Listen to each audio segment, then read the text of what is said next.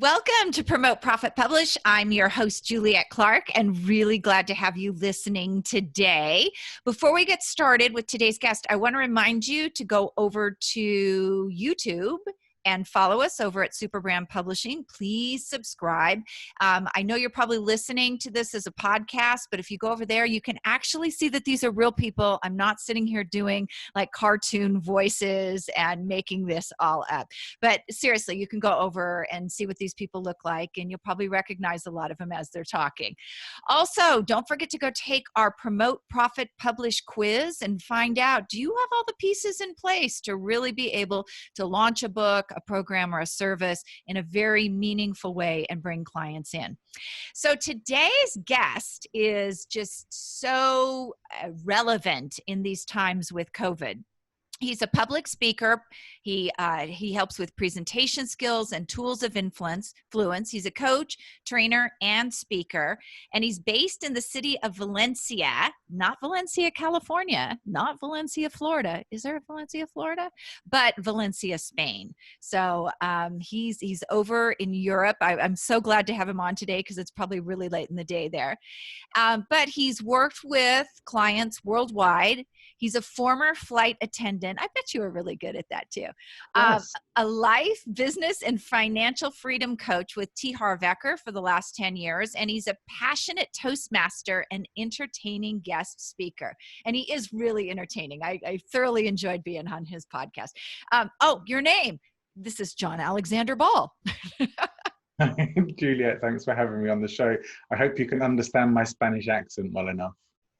I don't even hear a Spanish accent. It sounds more British. Yeah, I'm English. I was like, what? Did I miss that? No. I just live in Spain, but I'm Brit through and through. So you do they speak English in Spain where you're at, or do you speak Spanish? No. Well, depends where you are in Spain. Like the British have invaded a lot of parts of Spain. So where I lived when I first came here was a lot of English people, and now I live in Valencia. There are people who speak English, of course, but mostly people don't. So I do have to speak Spanish, and I speak Spanish with a very strong English accent. Oh God! Oh my gosh! I never even thought about that. I bet that's hilarious. I used to. Probably is. So when I was growing up, my best friend had spent time in Germany. She was an army brat, and her mother was from Australia and her father was from Kentucky.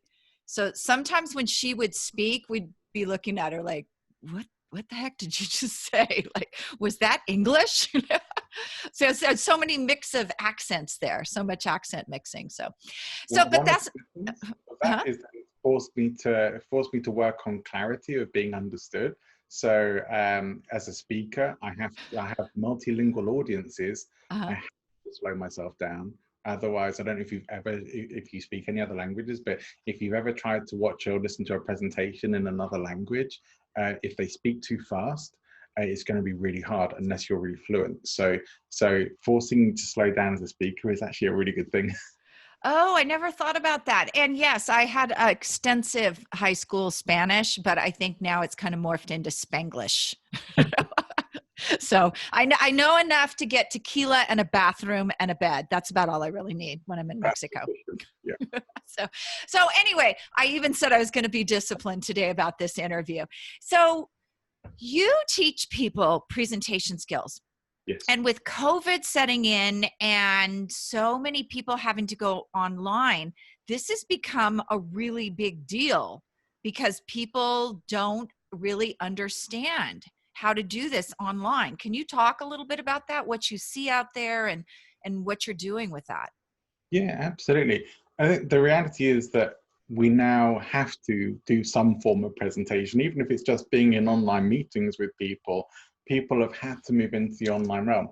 I think it's a really good thing, but like any period of adaptation, it can be a bit clunky and difficult for people who maybe haven't got used to this. Now, I've been doing online presenting, coaching and workshops for over 10 years. And so it wasn't a transition for me to be able to do this. This is how I operate my business anyway. This is what I do.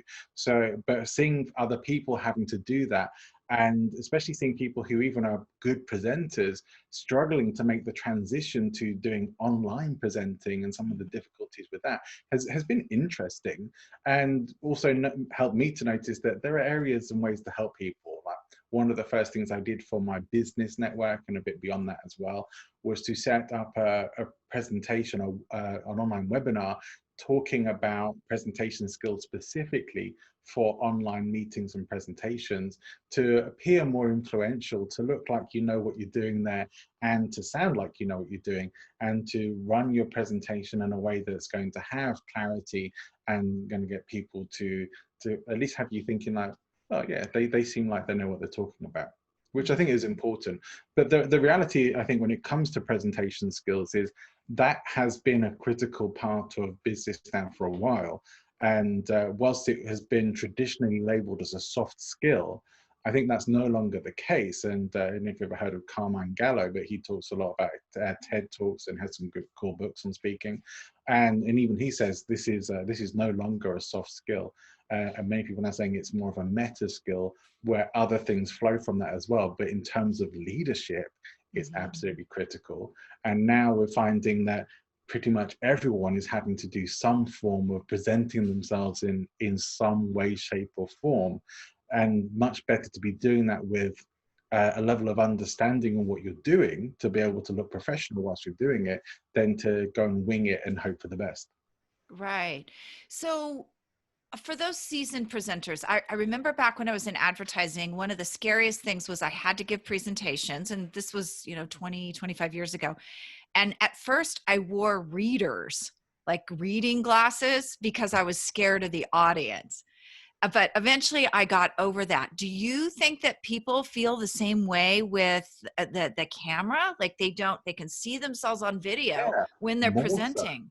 More so in some cases, because people get much more self-conscious, especially when they have awareness that what they're saying could actually be being recorded, or that they often can't see responsiveness from the audience. So you have no idea what kind of reaction you're really getting from your audience, other than if you have a chat box running or if you can see some of the faces.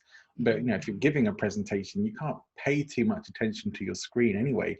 You need to deliver your presentation. That is Yeah. so true. And when you're talking about those little those boxes that run across the top, it's important. So if you're sitting in a conference room giving a presentation, you've got a captive audience. I think with us at home right now, the other people who are listening have to be careful that you don't have kids and dogs and cats and, all that running in. Because as a presenter, you look at that and it's like, oh gosh, nobody's paying attention, which could be Yeah. really undaunting One too. of the best things that Zoom, and I think maybe some other platforms have done this as well, is bringing in things like being able to give a thumbs up or a high five, and bring some emojis in, so that you don't have to follow a chat box. You can actually just say, give me a thumbs up, or people can give a clap or happy face or sad face or whatever it is, that you can get some sense of your audience's responses. You have to elicit that generally, although some people are more than happy to share them and overshare them. But yeah, it's less distracting to see those sorts of things appear on your screen than whole sentences or paragraphs that you have to go ahead and try and read.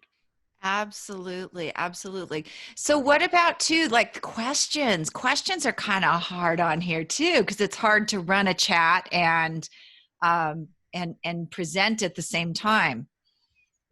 I say it depends on exactly what you're doing. Now, for me, I run different kinds of group calls and webinars. And so on some of the webinars where we may have upwards of 100 people on there, sometimes even close to 200 people at a time, we have to have someone else manage the chat. And we use like breakout room functions as well.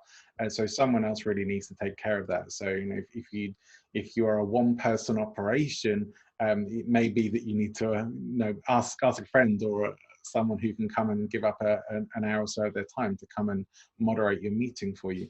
But if you're doing it as more of a calmer group coaching setting or a smaller group presentation, I don't think it's too hard to manage that yourself.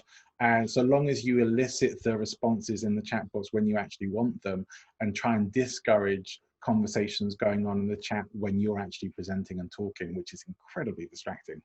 Yes, it, oh my gosh, I've never even, I mean, I think about it when I'm on, but I don't. You're right. It is distracting because you're trying to manage your talk. I'm actually very good at going back and forth. I allow people when I present from a stage to ask questions, sometimes if it's a smaller room. So I'm good at going back and forth, but it is because you don't know, you know, you hit it and you think that they're asking you a question and they're really talking to each other. Yeah. So, and you can see it like, oh my God, this presentation sucks. And then you're like, oh, okay. Like you didn't know that was public. No. Yeah, when I first started doing webinars and group coaching sessions, um, I was using GoToWebinar, and I don't know if much has changed there because I haven't been on there for a while. But there was no video, so they couldn't see you. So Mm, all they could see was your slideshow and whatever you sent out in the chat, because they couldn't see chat from each other as well. Now I don't know what updates GoToWebinar has had in the last several years because we've shifted everything to Zoom, but that was a big change, especially as we started realizing people wanted to see you, and that was an important part of the relationship. Is like, rather than just presenting a slideshow and a voice, and people want to put a face to the voice and want to feel the connection. We've now gone to a level of actually allowing the breakout rooms, allowing members and guests to connect with each other, to share with each other. That has done the one major thing of increasing interaction on those calls. I'd say at least by 50%, if not more. no, I agree. I actually spoke online yesterday and then we went to a different program. It was kind of incredible. It was a networking room, a little different than a breakout room, but I could actually sit at a table and people came in and asked me quite like had um, personal interaction with me with their own questions, but also like they were networking, they were sitting around it. It was really cool. There's so much technology going Yeah, on that's just making this better and better all the time. So absolutely. presentation skills wise, what are the things that people are bringing to you, like the types of problems that they're having in this new environment? Well, one of the big ones, I guess we already started to cover it a bit, is about visibility, being seen, being on camera. And I think that's always kind of been an issue for many people, about standing out, putting their head above the parapet, so to speak, because especially in countries like the UK, I know it's a big thing in Australia, they call it tall poppy syndrome there, I think, but you stick your head up, kind of waiting for it to be locked off and saying, know your place and come back down to where you're supposed to be. Who are you to be getting out there?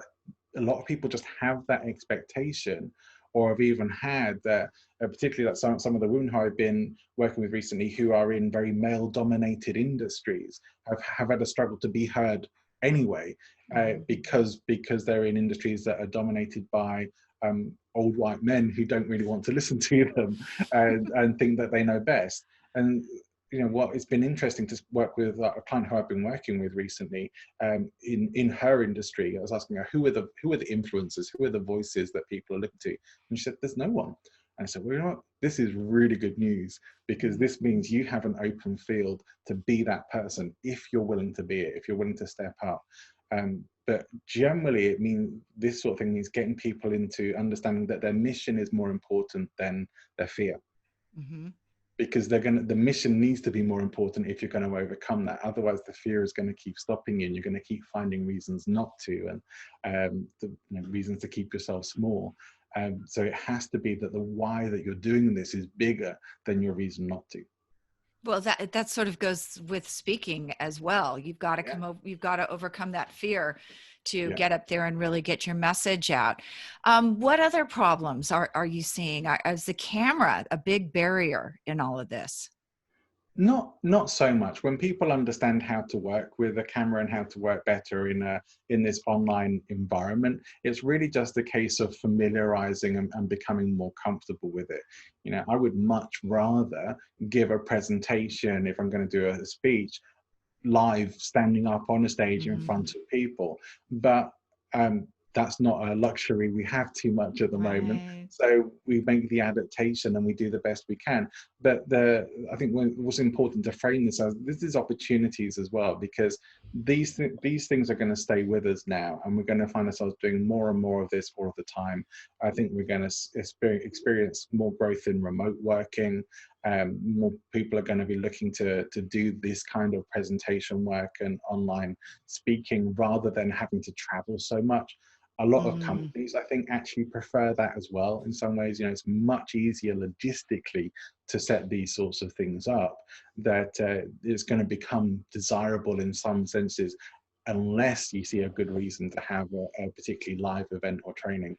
There can be very good reasons why you would want to do it live, but in terms of the online stuff, we have to get good at doing this now, because it's not going anywhere. It's going to continue to grow, and it's going to continue to be more of the way we do business. Yeah, I agree. And I'm loving this year. I've taken one business trip in January. That's it. And usually I'm out 2 or 3 times a month. So it is exciting. So here's one of the things that I hear that I hope you have tips for is when you're in the room giving a talk, there's an energy in that room. How do you translate that on video? It's never really going to be the same, because when you have that energy. In fact, I was interviewing one of a guest from my show earlier, and she was talking as a comedian about reading the energy in the room and how she utilizes that. And I'm thinking, yeah, it's just as true in speaking and everything else. You don't have that luxury here.